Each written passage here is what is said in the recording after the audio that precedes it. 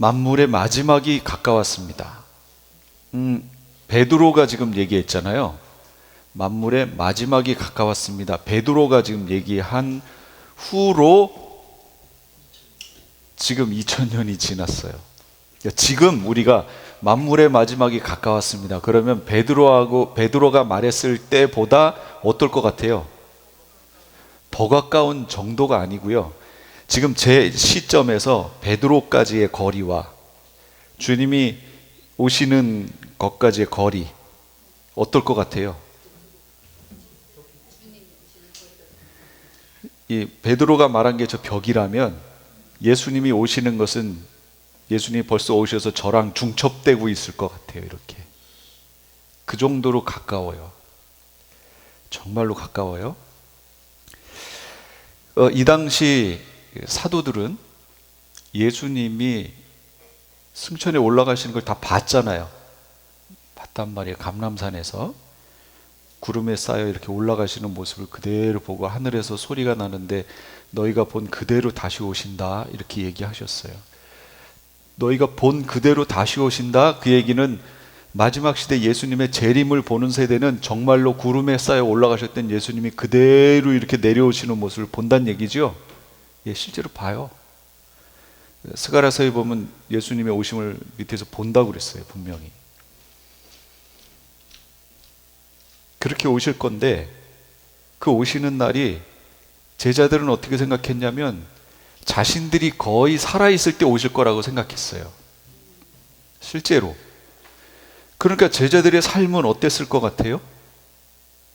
여러분 잘 생각해 보세요. 제자들의 삶이 어떤 삶을 살았을 것 같아요? 누구 맞을 준비? 예수님 맞을 준비하면서 살았단 말이에요. 실제로. 그러니 그들이 한시도 방심할 수 없는 그런 삶을, 남은 삶을 살았겠지요? 그리고 그들은 메시지를 무슨 메시지 전했을까요? 예수님 오신다? 예수님 오실 거야. 우리가 어떻게 준비하고 있어야 되는 줄 알아? 이렇게 전했겠지요. 그 내용이 성경의 메시지예요. 정확하게. 그런데 예수님이 안 오셨어요. 조금 있으니까 같이 제자된 그 제자들이 곳곳에 흩어져서 복음을 전하다가 들려오는 소식들이 순교했다는 거예요. 누구 순교했고, 누구 순교했고, 누구 순교했고, 다 순교해버리는 거예요. 이 소식을 들은 제자들은 어떤 마음이 들었을까요? 그 소식을 들은 제자들, 남은 제자들. 근데 핍박은 여전해. 점점 심해져. 근데 자기가 들려오는 소문에는 자기의 같이 예수님과 동고동락했던 그 제자들이 한 명 한 명 순교해 나가는 소식을 들어요. 어떤 마음이 들까요?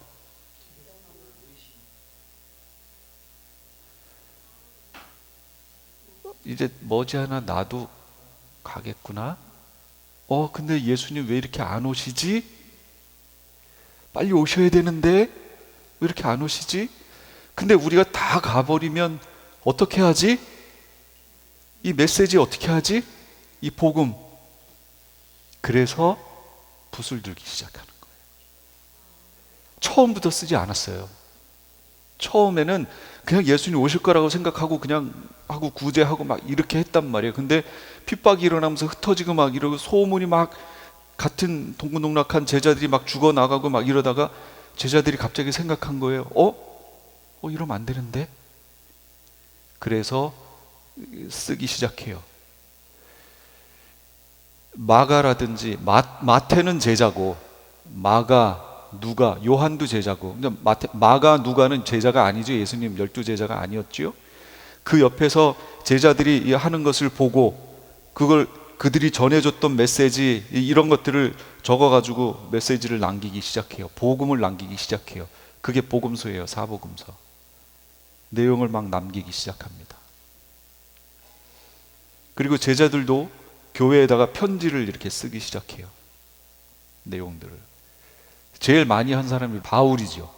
바울이 제일 많은 걸 남기면서, 바울은 예수님을 직접 경험하지는 않았어요. 다메섹으로 가는 그 길상에서 예수님 만나고 나서 그의 삶이 완전히 바뀌지요. 바울 같은 경우는 이 이론적인, 성경의 이론적인 이 모든 게 완전히 튼튼한 사람이지요. 그런데 메시아까지 직접 만났어요. 또 그러니까 성경의 구약에 있던 이 내용들이 이런 의미였구나 라는 걸 깨닫기 시작해요. 그러면서 복음과 관련된 내용들을, 서신들을 막 남기기 시작합니다. 이 사람들은 예수님이 곧 오실 거라는 그 희망 아래서 이걸 썼어요. 그러나 내 때에 오시지 않아도 나는 우선 메시지는 남겨놔야겠다. 그리고 이걸 듣는 이들이 이런 마음으로 신앙생활을 하게끔 해야겠다고 막 썼어요. 그래서 여러분, 제가 얘기했잖아요. 성경의 내용을 보면 재림에 대한 내용이 빠지지 않다고 그랬잖아요. 제자들은 그렇게 썼거든요. 그리고 그렇게 살았거든요. 근데 시간이 흘러갑니다. 그 후대 제자들은 다 죽었어요. 바울도 다 죽었어요. 그 후대 사람들이 살아가면서 어떻게 해요? 에이, 예수님 제자 때도 안 왔는데, 우리 때도 안 오시네. 그 후대는 우리 선배 저기 때도 안 오네, 안 오네, 안 오네, 안 오네 계속 가니까 어떻게 돼요? 에이, 안 오시네. 재림에 대해서 무감각해지는 거예요. 점점. 그러면 제자들이 살아있을 때 예수님은 안 오실 거였죠. 예, 안 오실 거였어요. 진짜로. 왜냐하면 이방인의 구원 시간이 필요했잖아요. 이방인의 충만한 수가 들어오기까지 예수님은 오실 수 없었잖아요. 그러니까 예수님은 베드로를 비롯한 제자들이 살아있을 때 그때 가시지 않을 걸 알고 계셨어요. 왜냐하면 이방인의 때가 아직 안 찼기 때문에. 그런데 왜 그들로 하여금 그런 마음을 갖게 하셨고 그 가진 상태를 그대로 두셨을까요? 아셨잖아요. 베드로가 살아있을 때 안 오실 거 아시고 계셨잖아요. 그럼 베드로한테 얘기를 좀 해주시지. 너 살아있을 땐 내가 안 간다. 얘기라도 해주시지. 아니면 바울한테 너 살아있을 땐 내가 안 간다.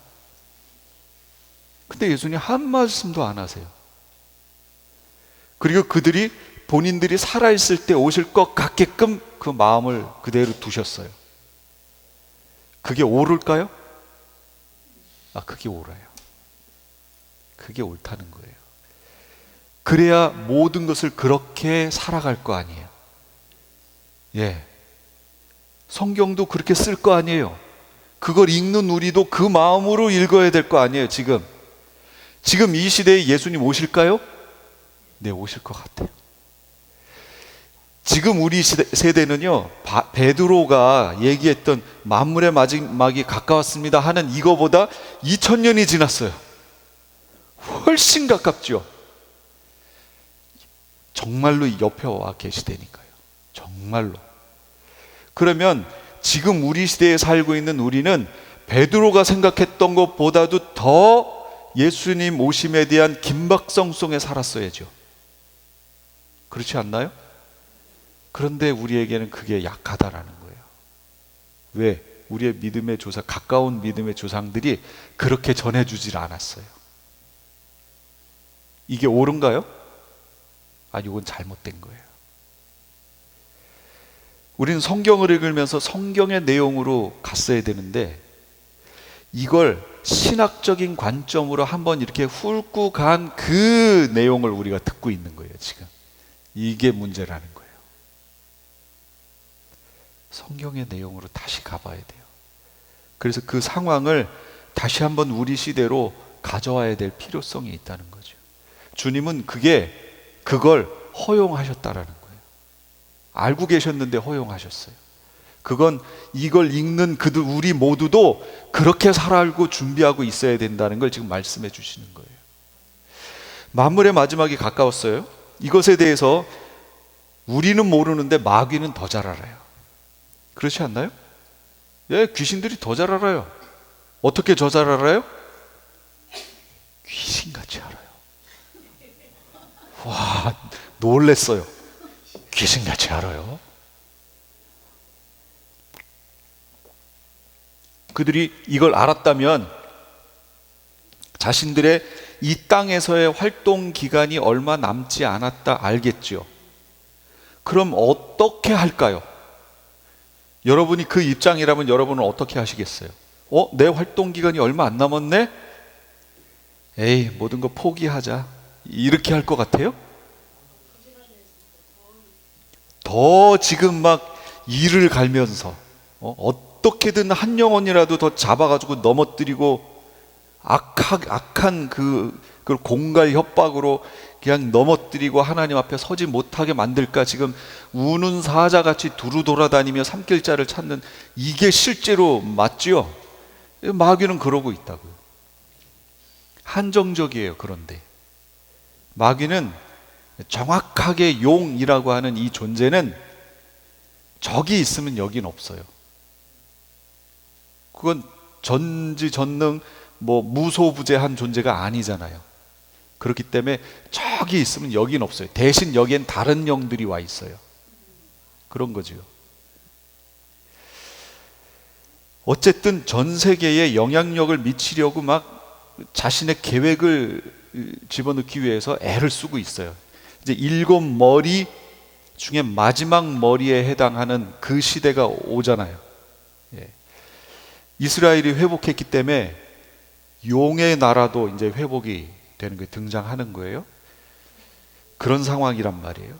그러면 우리 성도는 때가 다 됐다 그러면 어떤 마음을 가져야 할까요? 끝이 됐네? 조금 더 인내해야겠죠. 이제 조금만 있으면 주님 만난다. 조금만 있으면 주님 만난다. 진짜로요? 조금만 있으면 주님 만난다. 여러분, 이 소망 있으신가요? 그게 재림 소망이잖아요. 근데 제가 교회에서 재림이 빠졌다고 그랬잖아요. 그러면 조금만 있으면 주님 만난다 하는 소망이 없다는 얘기가 되겠죠. 부족해요. 지금 교회들이 기다리시지도 않는 주님이 오시면 교회는 뭐라고 얘기할 것 같아요? 주님 왜 오셨어요? 왜 벌써 오셨어요? 이렇게 되지 않겠어요? 이렇게 되면 절대로 안 되는데 요즘 교회는 그 상태에 놓여 있다는 거예요. 주님이셨네? 처음 뵙겠습니다. 이렇게 됐다간 큰일 나는 거죠. 정말로 큰일 납니다. 제가 이게 무슨 큰일일까요? 아들의 라인에 설 수 없을지도 몰라요. 그래서 그 앞 단계에 우리에게는 예수님 재림에 대한 소망이 있어야 된다라는 거예요. 그게 바른 신앙이에요. 교회에서 근데 사라졌다고 그랬잖아요. 사라졌어요. 이 땅에서의 모든 시련, 고난, 이 믿음의 삶으로 인하여 닥치는 불이익, 이 모든 것들의 끝나는 지점이 왔다. 지금 왔어요. 다가왔습니다. 그런데 오늘 베드로는 우리에게 이렇게 얘기해 줘요. 만물의 마지막이 가까웠습니다 하면서 얘기해 주길 우리 입으로 뭘 하래요? 정신 차리고 기도하래요. 마지막에 가까웠어요. 그럼 여러분 어떻게 하실 거였어요? 계획이 정신 차려야겠다. 삼가 조심하여. 뭘 하라고? 정신 왜 차리고 왜 조심해야 돼요? 기도하기 위해서.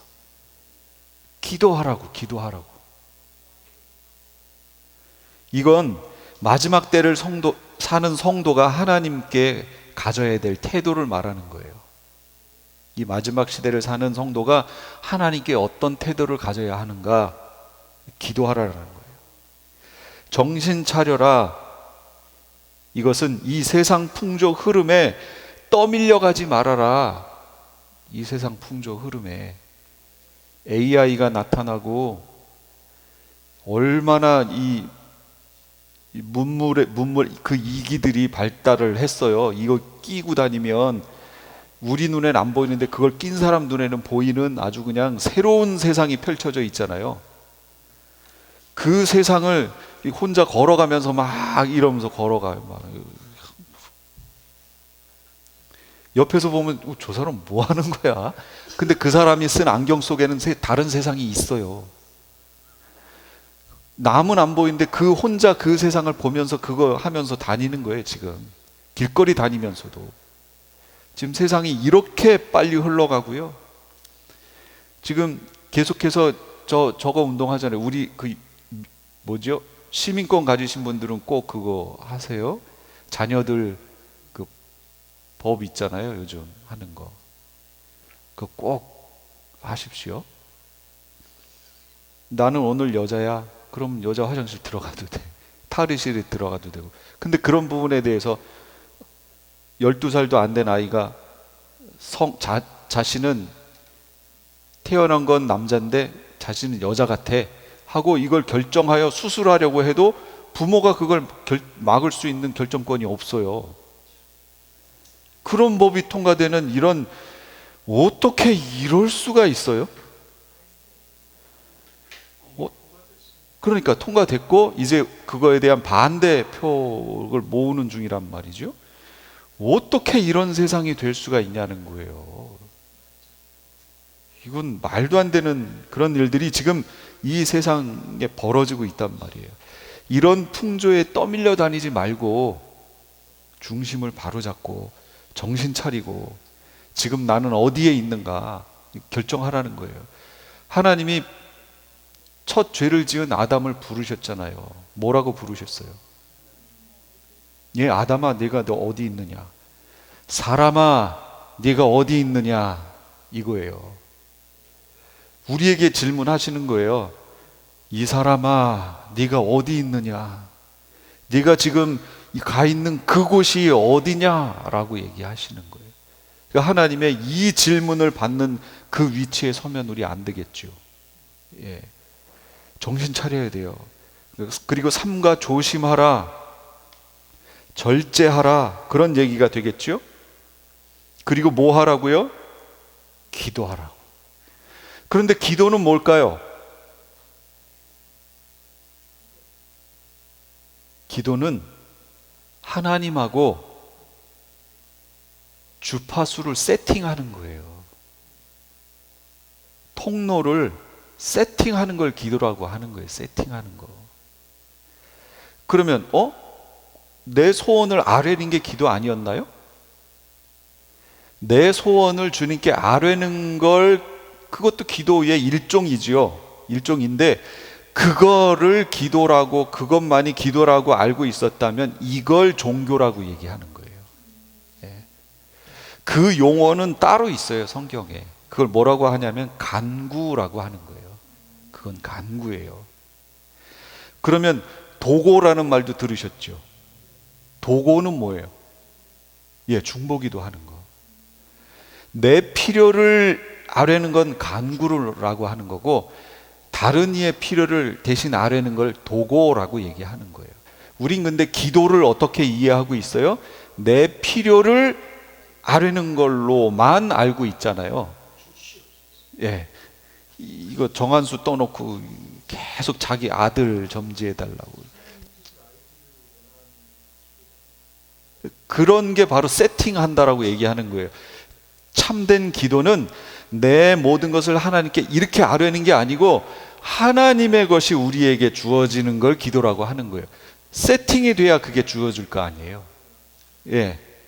그래서 하나님의 소원을 내 입으로 말하는 거, 이게 기도란 말이죠. 그게 기도란 말이에요. 기도 안에 전체 그게 들어가요. 그러니까 우리는 기도합시다 그러면 간구만 하는 거죠. 간구만 해요. 자꾸 하나님의 뜻이 무엇인지를 묻는 게 아니고 내 소원을 자꾸 하나님께 아뢰는 것만 해. 그러니까 온전하게 기도했다고 얘기할 수 없어요. 물론 기도 제목을 제시할 수는 있어요.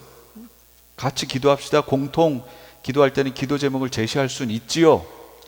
그러나 기도합시다, 그거는 오늘 예배를 위해서 기도합시다 라는 얘기는 오늘 예배를 통한 하나님의 임재, 오늘 예배를 통한 하나님의 어떤 뜻이 우리 가운데 무엇인지 우리 깨닫게 해달라고 기도하는 거예요. 알게 해달라고.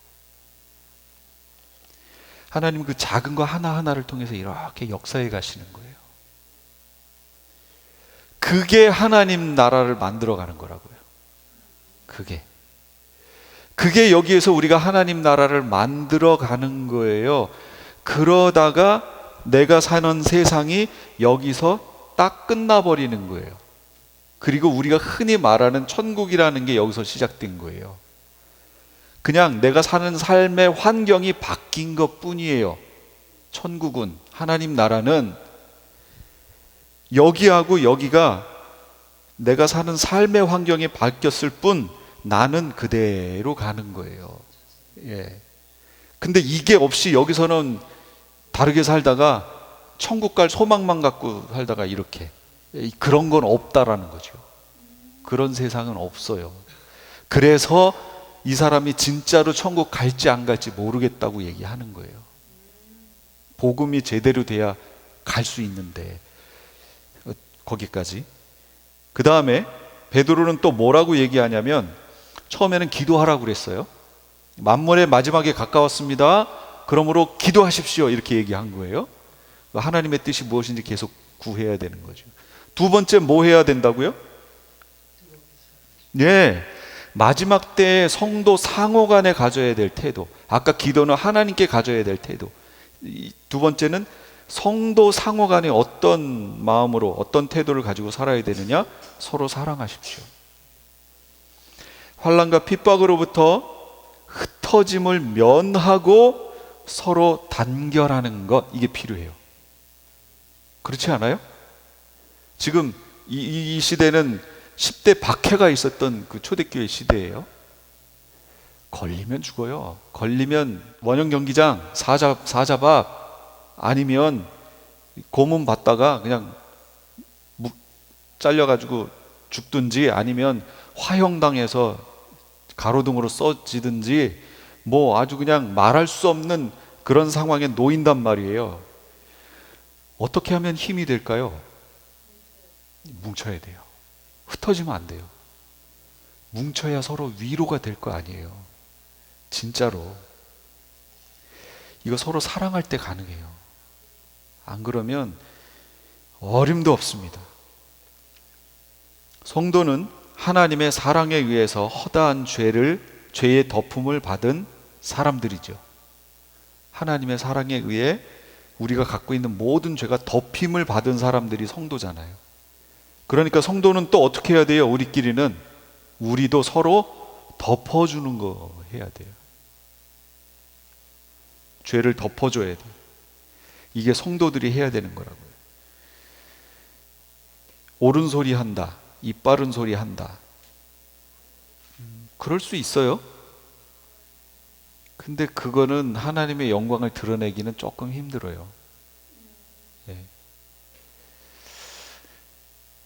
오히려 덮어주고 감싸주고,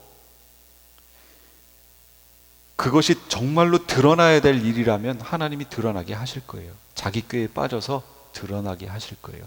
하나님의 처분을 기다리느냐, 내가 해결을 해버리느냐. 해결하고 싶으세요? 해결하면 좀 빨리 해결되는 듯 보이지만 해결 안 돼요. 그거 해결 안 돼요. 하나님이 해결하시면 완벽하게 해결됩니다. 그런데 우리가 느끼기엔 시간이 조금 뒤로 밀리는 것 같아요. 좀 답답한 듯한데, 그래서 필요해요. 인내가 필요해요. 하나님이 하신다는 것에 대한 믿음과 그 인내가 좀 필요해요. 그러면 하나님이 하시는 일을 여러분이 보실 거예요. 근데 내가 먼저 앞서면 하나님은 뒷전으로 밀려나요. 그 문제도 깨끗하지 않아요. 선순환이 있어요. 뭐냐면 내가 용서해요. 그러면 불쌍히 여겨져요. 불쌍하게 보여요. 내가 그 어떤 사람의 잘못한 것을 내가 그 사람을 용서해요. 용서는 계속적인 거 아시죠? 용서는 단번이 아니에요. 한 번으로 끝날 수도 있어요. 하나님의 아주 강권적인 어떤 역사로 하실 수도 있어요. 그런데 대부분의 용서는 내가 인격적으로, 의지적으로 반복해서 해야 되는 거예요. 용서하기로 결정하는 거예요. 나는 그거에 대해 용서하기로 했는데 어느 날 갑자기 딱 다시 올라오기 시작하네. 예. 그 용서하기로 결정하면 불쌍해 보이는 거예요. 아, 예, 이랬대는데 긍휼한 마음이 여기서 올라오지요. 그러면서 사랑하게 되죠. 그러면서 다시 그 약점에 대해서 용서하게 되고 불쌍히 여기게 되고 사랑하고, 이걸 선순환이라고 얘기해요. 그러니까 그 시작을 해버려야 돼요, 내가. 예. 그런데 악순환이 있어요. 용서 안 해요. 그럼 내 속에서 일어나는 마음은 뭘까요? 미움, 분노, 이게 내 속에서 일어나요. 그럼 그 다음에 열매는 뭐예요? 또 용서하지 않는 거죠. 악순환이에요. 악순환. 악순환으로 계속 굴러가요.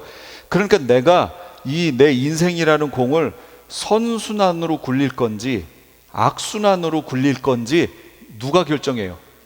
내가 결정해요. 똑같은 상황인데 상황 안 변해. 내가 이렇게 굴려도 안 변하고 이렇게 굴려도 안 변하지요. 지금 제가 설명드렸던 거, 제가 이렇게 굴린들 옛날에 있었던 과거가 바뀌나요? 전혀 안 바뀌어요. 저만 바뀌어요. 제가 더 악해지는 걸 택할 거냐, 아니면 선순환으로 제 마음을 순화시키고 긍휼의 마음이 내 속에 생기도록 바꿀 거냐. 제 속에서 생겨요. 그러니까 서로 사랑하십시오. 이거는 선순환이에요. 계속 용서하고 덮어주고 용서하고 덮어주고 이러면 처음에는 억울한 마음도 들어요. 왜 나만 덮어주고 나만 선순환을 해야 돼? 하는 마음이 들 수도 있어요. 그런데 그렇게 하래요. 그러면 그 후의 열매는 누가 책임지시는 거예요? 하나님이 책임지세요.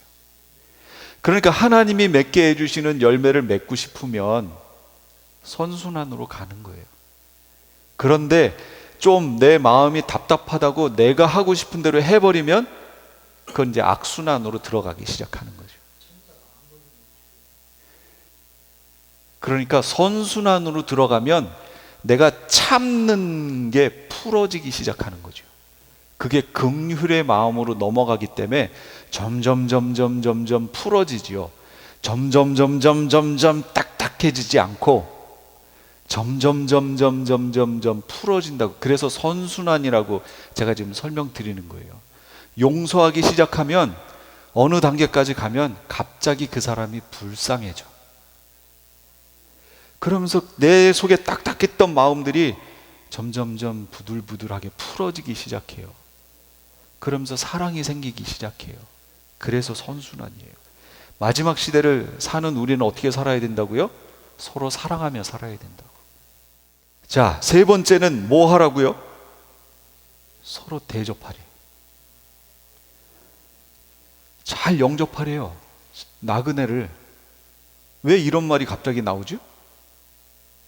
그 당시에는 숙박시설이 지금처럼 이렇게 있지 않아요. 어디 가든지 여기에 가면 뭐 숙박시설이 얼마든지 많잖아요. 내가 마음만 먹으면 어디든지 들어가잖아요. 이 시대는 그런 시대가 아니에요. 예, 숙박시설이 없어요. 그런데 핍박이 있었던 시대였죠. 사람들이 일반적으로 이렇게 많이 다니지 않던 시대예요. 이 시대는.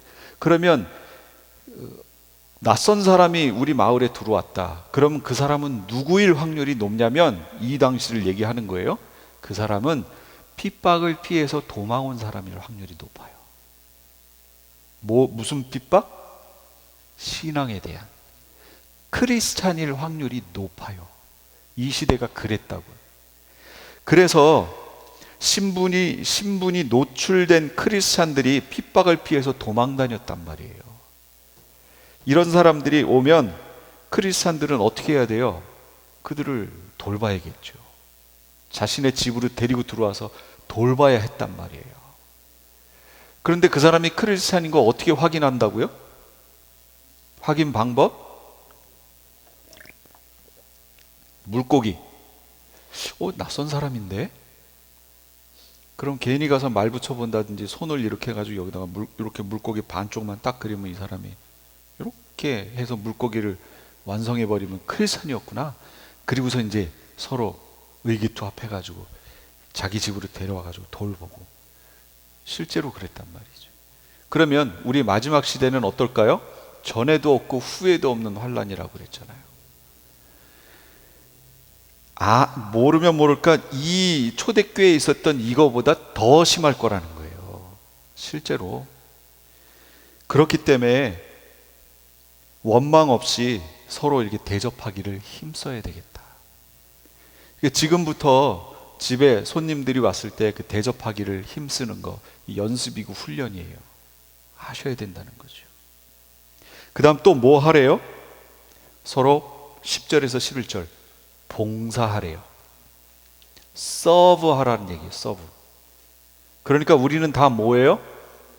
서버예요.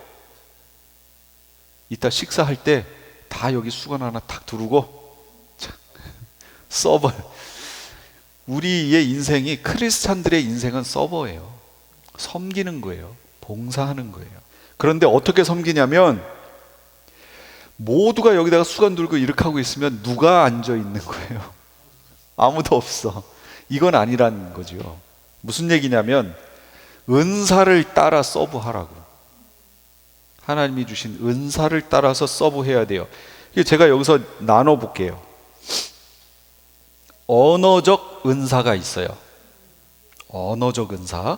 예를 들면 예언의 은사, 방언의 은사, 방언 통역의 은사, 가르치는 은사, 이 교사 말하는 거예요. 이런 것들이 언어적 은사예요. 제가 지금 여기 한 4분류로 나눠서 지금 읽어 드릴 테니까 나에게는 어떤 은사가 있는지 찾아보세요. 은사, 기프트, 은사하고 달란트는 조금 달라요. 달란트는 태어날 때부터 그 사람에게 주신 재능을 말하는 거고. 무슨 얘기인지 이해하셨어요? 재능을 말하는 거예요. 은사는 그 사람의 재능에 따라, 달란트에 따라 특별하게 하나님이 덧입혀 주시는 걸 말하는 거예요. 여러분이 태어날 때부터 방언의 은사를 받고 태어났어요? 방언의 재능을 가지고 태어나요? 그건 아니잖아요. 언어의 재능을 가지고는 태어날 수 있지요. 예. 그 사람이 갖고 있는 어떤 기술들, 뭐 달란트, 뭐 이런 게 많이 있을 거 아니에요. 태어나면서부터 받은 것들이. 그것에 맞게 하나님이 거기에 덧입혀 그 사람에게 은사를 더 주시는 거예요. 그 부분에 대한. 왜 주세요? 그걸 가지고 공동체 섬기라고. 그런 걸 은사라고 하는 거예요. 자, 다시 언어적 은사. 나에게 이 언어적 은사가 있나 확인해 보세요. 예언의 은사, 방언의 은사, 방언 통역의 은사, 가르치는 은사. 이게 언어적 은사. 자, 두 번째, 인격적인 은사가 있어요. 은사에 이게 높고 낮고 경중 없어요. 뭐 예언의 은사를 하는 사람은 되게 높은 위치고 방언은 밑에고 뭐 이런 거 없어요. 하도 앞에서 그거 하는 사람들이 이걸 자꾸 경중으로 자기 밑에다가 영적으로 굴복시키려고 이걸 해놔가지고 말도 안 되는 마치 지위처럼 생겼는데요. 그런 거 없어요. 여러분 잘 이해하셔야 돼요. 자, 인격적인 은사는 지식의 은사, 지혜의 은사, 긍휼의 은사. 긍휼의 은사가 뭐예요? 예. 어떤 사람을 보면 그렇게 그 속에서부터 그 사람을 불쌍히 여기는 마음이 들어요. 그래서 그걸 그냥 둘 수가 없는 거야. 자기가 갖고 있는 모든 걸 막 줘서라도 그 사람 어떻게 돌보아주고 싶어요. 막 이 긍휼의 은사에 그런 게. 그 다음에 권면의 은사. 권면을 이렇게 잘하는 그런 은사인데 저는 이게 없어요. 저는 이 권면을 잘 못해요. 이거 정대철 목사님이 이런 거 잘해요. 그 다음에 사도의 은사, 사도. 그 다음에 목사의 은사, 목양, 은사예요, 은사. 이런 게 다. 그 다음에 사역적인 은사가 있어요. 어떤 사역, 이 일하는 거, 섬기는 거. 첫째는 복음 전도의 은사. 어떤 사람 유독 복음 전도 잘하는 사람 있죠? 예, 김한석 집사님 이런 거 복음 전도. 그 다음에 구제의 은사. 구제, 남을 구제하는 거. 뭐 돈을 쓰던 물질을 쓰던 뭘 쓰든 해서 그 사람을 이렇게 구제하는 역할. 그 다음에 섬김의 은사. 아주 잘 섬기는 분들이 계세요. 돕는 은사. 그러니까 이런 분들은 헬퍼가 돼요. 그래서 전면에 나타나진 않지만 다른 어떤 이가 그걸 잘 할 수 있도록 뒤에서 돕는, 서포트하는 역할 잘하는 거예요. 리더십의 은사. 그 다음에 행정의 은사. 행정. 유독 행정에 또 눈이 밝아가지고 이거 처리를 잘하는 분들도 계세요. 하나님이 또 교회 안에 그런 필요에 의해서 그런 걸 허용하세요. 자, 그 다음에 표적의 은사가 있어요. 병고침의 은사, 능력 행함의 은사, 영분별의 은사, 믿음의 은사, 이런 것들이에요. 여기에서 제일 높은 은사가 뭐예요?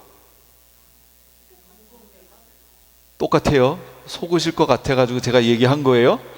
여기 표적의 은사가 제일 높다 막 이렇게 얘기를 하시면 안 돼요. 누가 여기서 딱 해서 병을 탁 고쳐버렸어요. 여러분 그 순간 그 사람 어떻게 되는 거죠? 예, 제일 높은 위치에. 이런 거 없다고요. 우리 생각 속에 이 자리를 완전히 없애버려야 돼요. 그 사람은 높은 사람이고 돕는 헬퍼의 역할을 맡은 은사, 그 사람은 낮은 사람이에요?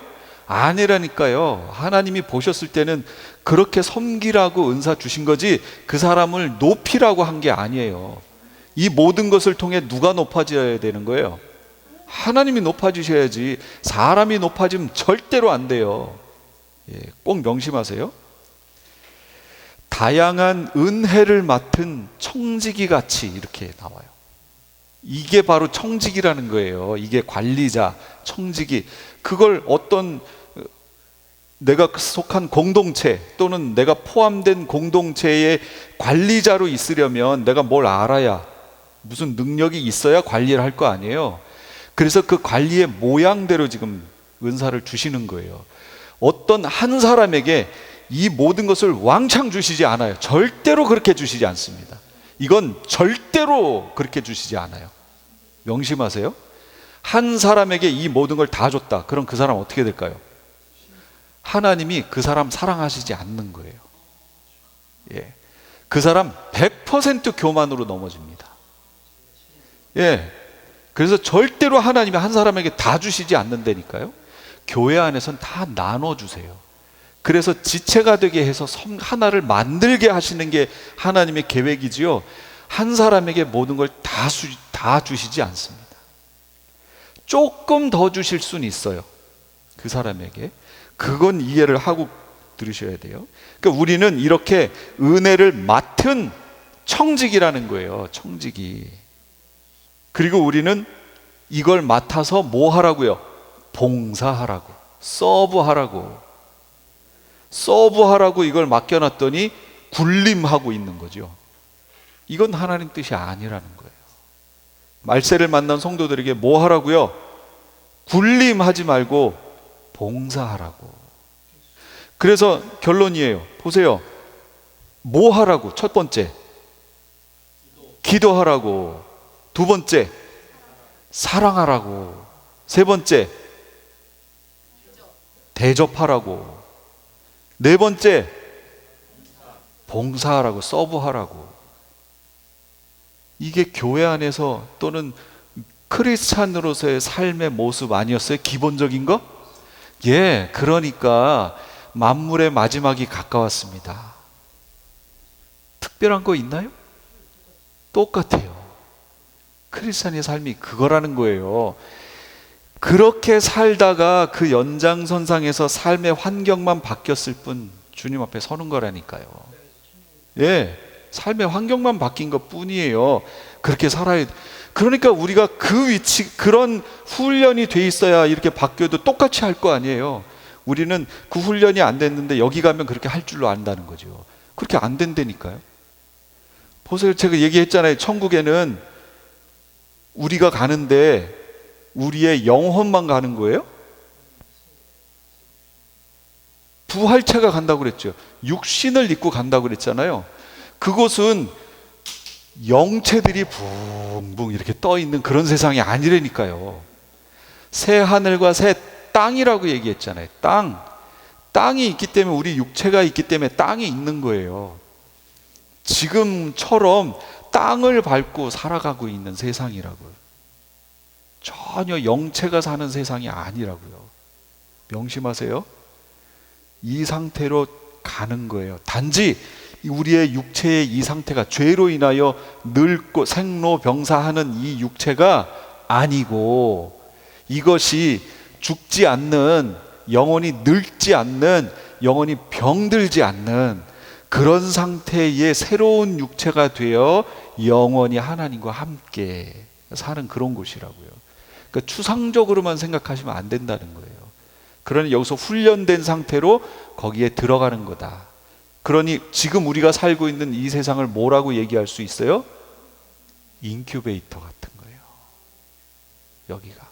그래서 우리의 본질적인 삶을 거기서 살게 될 텐데, 여기에서 그 훈련이 되어 거기로 들어가서 영원히 사는 거예요.